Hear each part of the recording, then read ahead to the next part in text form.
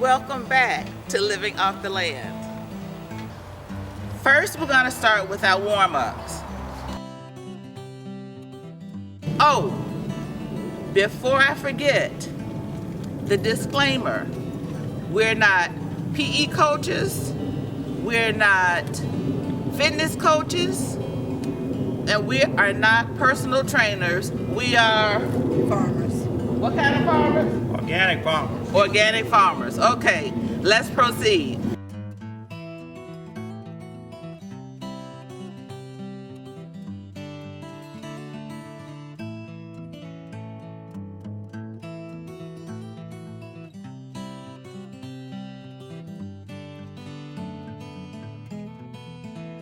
Okay, you guys, now we're done with the workout and we're going to start talking about containers. I'm Moby of Moby's Matters. I'm loosening up and we're going to talk about cool weather crops.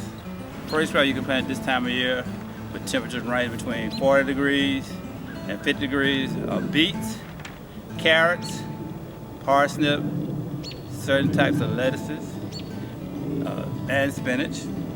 As the temperature warm up, cooler weather, the more your leafy greens, which in your brassica family, like collard greens, cabbages, Brussels sprout, spinach, arugula, with temperature of between 50 to 60 degrees.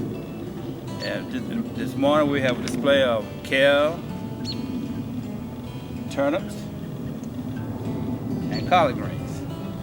As the temperature warm up cool weather plants, like your lettuces or turnip greens, they have the tendency to bloom, and that is called bolting, which is going to denote the plant is going to seed. Cool weather plants do not like warm weather. There are varieties now that can stand the warm weather without bolting or going to seed, but they prefer cool weather. And like I said, your lettuces, spinach, all your brassicas, or your cool weather plant. And you can grow them in containers that we're going to be demonstrating with Ms. Kiana. Talk about a container garden, which you can grow in the cool weather also. Hi, I'm Kiana with City Fresh Gardens, and I'm talking to you today about container gardening, my favorite thing. The reason I love container gardening, as you can see, it gives you a lot of space and a lot of room to create and design your garden. You can pretty much plant in just about anything, as long as it's food grade. And how you can tell is when you check on the bottom, there's a recycling symbol with a number inside. So I don't have all the details on the number, but definitely a 1 and a 5 I know is like considered, or even a 2 is considered a food grade material. So you want to make sure that the material that the container is made from won't leach into the soil. Also, with container gardening, which I love, you can move the containers around. You can, the temperature, ground temperature matters when you're planting. So the lucky thing or the great thing about container gardening is that you can bring your plants indoors when it gets cold outside. And you can pretty much plant just about anything. One of my favorites would be mint, because mint is very invasive. So you have to be careful when you're planting mint in the garden because it really can spread everywhere. So one of the best things to plant in a container would be peppermint. And it's convenient. You can put it in your drinks, whatever the case may be. So when you're planting in seed trays, something like this, you want to make sure that you're labeling them, because when they start to germinate, it's easily confused about what you planted or how many of what you planted. So always label. This is a grow bag, which is also good for growing. Proper drainage, really good and really easy to move around. So you can do things like potatoes in these types of bags.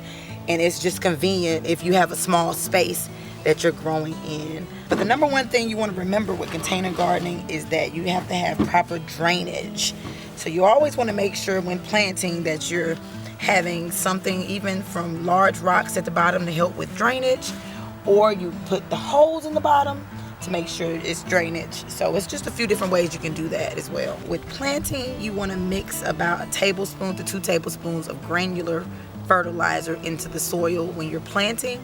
And then every 2 to 3 weeks, you want to use a water-soluble fertilizer, which provides nutrients to the plants immediately. This is one of my favorites, which is high in nitrogen. But I'm going to talk about planting in the soil. This is February. This is the time for cool crops. cool crops such as carrots, beets, arugula, salad mix, kale, collards, turnips, etc. Now, a lot of times people will plant flat into the soil. That's not what you want to do. You want to mound your rows. Why? Because of proper drainage and air circulation. Now, depending upon what type of plant you're planting, on the back of the package, it'll tell you how deep to plant it. This is a mound that I made. So what I'm doing now, I'm taking my tool and I'm just gonna break across the top. And I'm gonna take the seeds and place them